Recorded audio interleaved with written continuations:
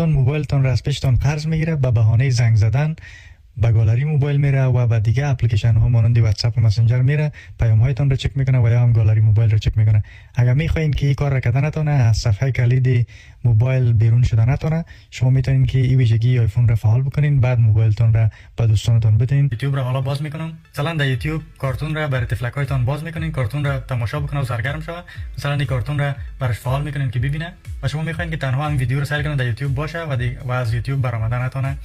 تنظیمات آیفون تاچ بکنین، بالای اکسسیبیلیتی تاچ بکنین، بالای گزینه گایدد اکسس یا وی قفل تاچ بکنین، گزینه گایدد اکسس را فعال بکنین. از این صفحه براین کارتون را در یوتیوب پلی بکنین بر تفلکتون، کلید قفل آیفون 3 دفعه تاچ بکنین، بالای گایدد اکسس گزینه دومی تاچ بکنین، بالای گزینه استارت تاچ بکنین.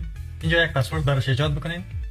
می کارتون های یوتیوب را میتونه ببینه و از یوتیوب برآمده نمیتونه ببینین. هر قدر کوشش کنین شما این صفحه فعلا قفل شد. بخاطر غیر فعال سازی گایدد اکسس دوستان، بالای کلید قفل کردن آیفون 3 دفعه همزمان تاچ بکنین، پسورد را وارد بکنین، بالای گزینه اند تاچ بکنین.